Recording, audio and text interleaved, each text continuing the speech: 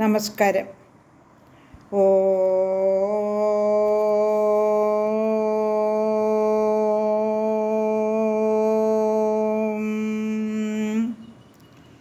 ഓ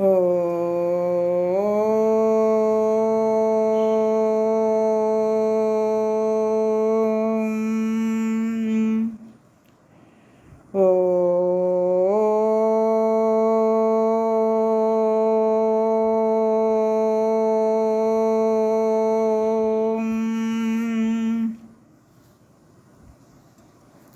ഹരിനാമകീർത്തനം ശ്ലോകം 8 പാരായണം ചെയ്യാം. ശ്ലോകം 8. നത്താരിൽ മാനിനി മണാളൻ പുരാണ പുരുഷൻ ഭക്തവത്സലനന്ദാദിഹീനനദി ചിത്തത്തിലച്യുത കളിപ്പന്തലിട്ടു വിളയാടിയിടുകൻ മനസ്സി നാരായണായ നമ. നാരായണായ നമ. നാരായണായ നമ. നാരായണായ നമ. നാരായണായ നമ. നാരായണായ നമ. നാരായണായ നമ. നാരായണായ നമ. നാരായണായ നമ.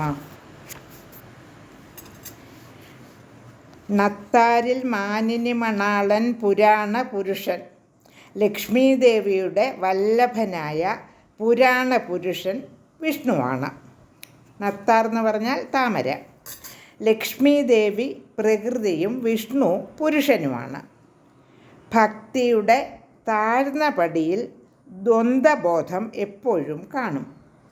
അതിനാൽ പുരുഷനും പ്രകൃതിയും വേർതിരിഞ്ഞ് നിൽക്കും. സഗുണാരാധനയിൽ നിന്ന് വേണമല്ലോ നിർഗുണാരാധനയിൽ ചെന്ന് ചേരുവാൻ. ഗീതയിൽ ഭക്തിയോഗത്തെപ്പറ്റി പറയുന്ന 12-ാം അധ്യായത്തിൽ നിർഗുണോപാസനയുടെ വൈഷമ്യവും സഗുണോപാസനയുടെ ലാഘവത്വവും വെളിവാക്കുന്നുണ്ട്. വിഷ്ണുവിൻ്റെ നാഭിയിലെ താമര സൃഷ്ടിയുടെ ആദ്യത്തെ സ്ഫുരണമാണ്.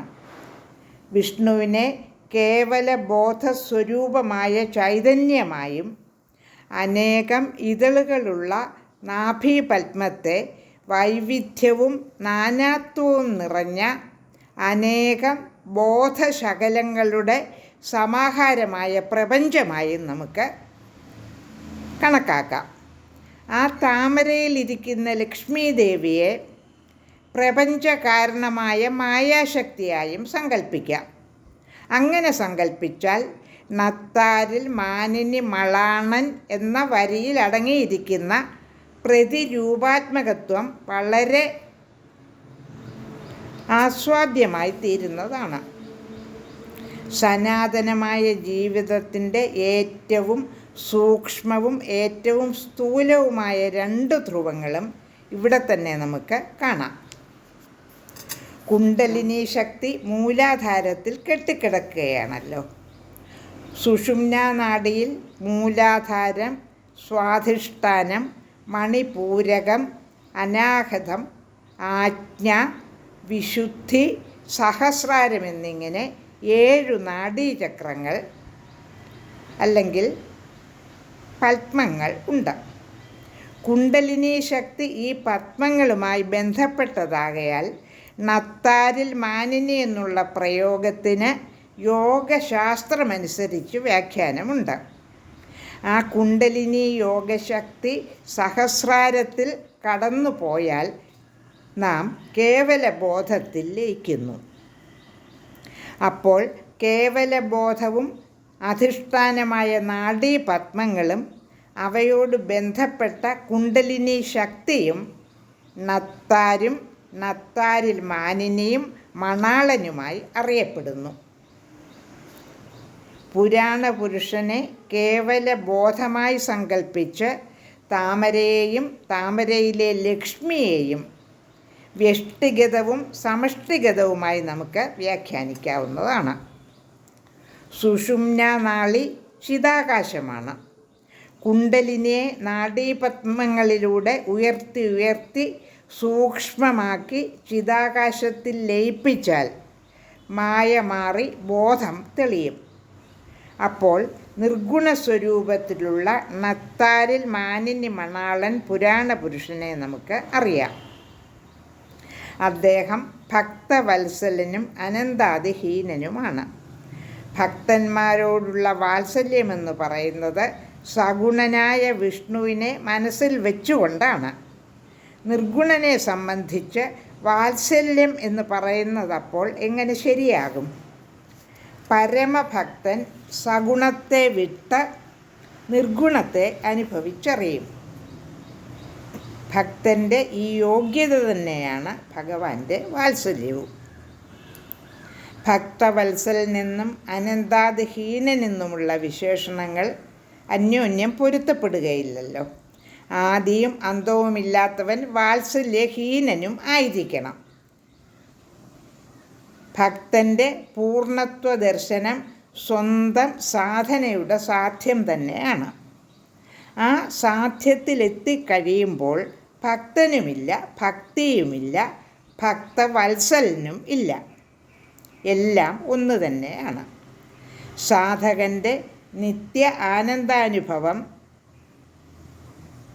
ഒത്തുചേരുന്ന ഒരു ഏകീഭാവമാണ് ആ അവസ്ഥ. ചിത്തത്തിൽ അച്യുത കളിപ്പന്തലിട്ടു വിളയാടിയിടുകൻ മനസ്സി നാരായണായ നമ.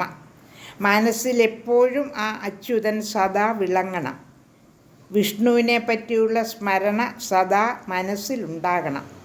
ബുദ്ധിയും മനസ്സുമെല്ലാം അച്യുതമയമായി തീരണം എന്നർത്ഥം. കേവലബോധമായി അന്തരംഗം മാറണമെന്നുള്ളതാണ് ജീവിതത്തിൻ്റെ പരമമായ ലക്ഷ്യം. ഓം നമോ നാരായണായ. 8ാമത്തെ ശ്ലോകം ഒന്നുകൂടി ചൊല്ലാം. നത്താരിൽ മാനിനി മണാളൻ പുരാണ പുരുഷൻ ഭക്തവത്സലൻ അനന്താതിഹീനനതി ചിത്തത്തിലച്യുത കളിപ്പന്തലിട്ടു വിളയാടിയിടുകൻ മനസ്സി നാരായണായ നമ. നാരായണായ നമ. നാരായണായ നമ. നാരായണായ നമ. നാരായണായ നമ. നാരായണായ നമ. നാരായണായ നമ. നാരായണായ നമ. നാരായണായ നമ. ലോകാ സമസ്ത സുഖിനോ ഭവന്തു.